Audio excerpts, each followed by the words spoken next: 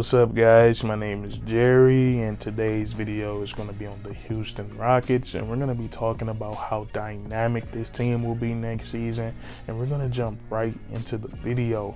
Now, the Houston Rockets will have the number 3 pick in this upcoming draft, and with the way things are looking, 9 times out of 10, they're going to draft Pablo Banquero. And I think this is going to be great for the Houston Rockets because it's going to give them that rare opportunity to have a dynamic front court while also having a dynamic backcourt. And we look at the front court, it would consist of Pablo Banquero and Segun. And in the backcourt, it will be Jalen Green and Kevin Porter Jr. And all these guys are so skilled and so talented in their own unique ways. And if we look at the potential number 3 pick for the Houston Rockets, Pablo Banquero, first of all, I think he will give them something that they desperately need, and that size in their front court. He's 6'10", 250 pounds, and he's your modern day NBA player. He has size, he has length, and then he has the ability to score from everywhere on the offensive side of the ball. He can score in the post. He has great footwork. He's very coordinated. He can finish with finesse, and then he can finish with brute strength. And then also, that's not where his offensive game stops.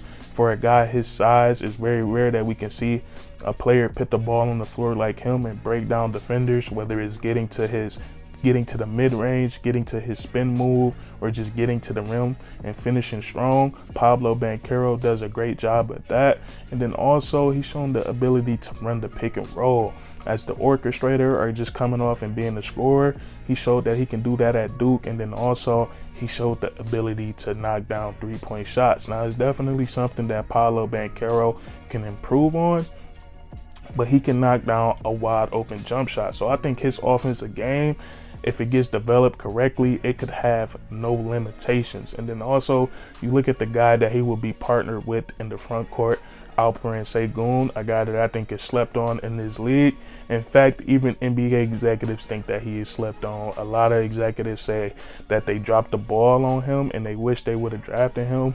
And they also compared him to Nikola Jokic and Marc Gasol. And for a young player in this league, I believe Segun is 20 years of age.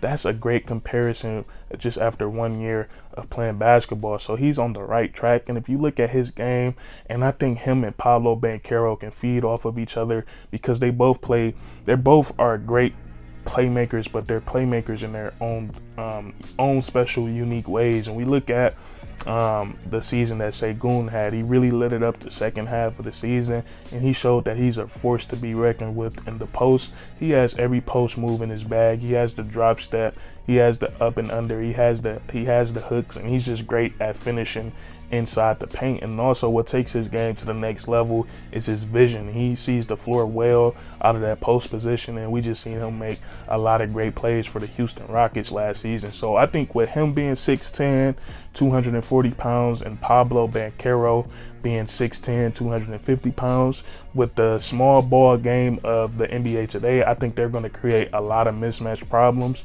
and they're going to be a force to be reckoned with in the NBA. So we turn to the backcourt, and we start with Jalen Green, who I think social media can just stir the narrative of the NBA so much. They try to make it seem like Jalen Green was a bust just because he got off to a slow start. And we got to remember that Jalen Green is a volume scorer. He's transitioning from the G League to the NBA, which is a very different skill gap. So it's going to take some time for him to get used to. And once he found his rhythm, we saw how dangerous of a scorer that he was. And we saw him start to get 25 points, 30 points, 35 points, and then he went for 40. So he lit it up in the second half of the season as well. And once he found his rhythm, he showed that he's a 3-level scorer, and that's what he is. He can shoot from the 3-point line, off the catch, off the dribble. He has a nice handle on the ball. He can create for himself, create for others, and we all know how vicious he is getting down to the rim. He can finish with the right hand, left hand, and we all know he can slam it over anybody. He's very athletic. And Jalen Green, he's one day in his career, he's going to be effortlessly averaging 25 points per game. And the player that I'm the most fascinated with is his backcourt partner, Kevin Porter Jr., because I think this is one guy once he put it all together, he's going to be one of the best point guards in the league. And he showed us that he has that ability. He's the youngest player to go for 50 points and 10 plus assists in a game. So he has that gear in him. It's just all about when can Kevin Porter Jr. put it together and be consistent with it. Because when you look at his game, he has it all. He has the size, he has the length, he can handle the ball.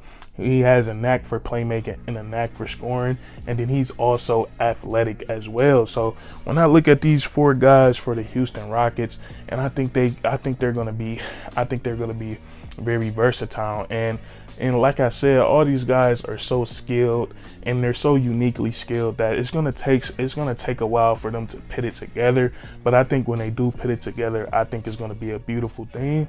And I would say that they're gonna be box office because it's gonna be so fun to watch. And you just think about it, some of the simple sets that they can run in basketball. We look at the backcourt with these 2 guards, and they run the pick and roll with a guy like Pablo Banquero. Both guys involved are going to be such a scoring threat that it's going to be a lot for defenses to react to. Kevin Porter Jr. and Jalen Green, they're both great at coming off of a screen. And then also Pablo Banquero, he's a skilled player. Once he slips a screen and get the ball, there's so many different things he can do. He can stop and pull up wherever he gets the ball at. He can make a play, or he can get to the rim and finish strong. And it's the same thing with Segun. We saw it last year with Alperen Segun. He was great at setting screens. He set some pretty hard screens and he rolls hard to the rim. And once he gets inside that restricted area, it's a guaranteed bucket. So it's just a lot of different combinations that the Houston Rockets can run. And something that's scary is that Pablo Banquero, I think he's going to create some pretty nasty mismatches in the NBA because we got to remember he's 6'10", 250 pounds, but he's very nimble. He plays like he's 6'3", 190.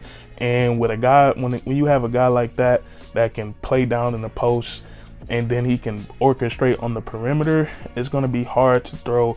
It's just you're going to have to keep throwing different defenders at him because we got to remember that he can also run that pick and roll. So when he got a bigger player trying to get through screens, it's going to create a lot of matchup nightmares for opposing defenses. So I just think that's something to take into consideration. And these are just simple basketball plays. Just imagine when they figure each other out and they get everything within the system, it's going to be a thing of beauty. And I can't wait to see this Houston Rockets team play. So you got Segun, who's an elite post scorer and an elite post playmaker. You have Paolo Banquero, who's a hybrid NBA scorer. You have Jalen Green, who's going to be a prominent 3-level scorer in this league. And then you have Kevin Porter Jr., who can play make and score with the best of them. So it's going to be fun to watch this Houston Rockets team.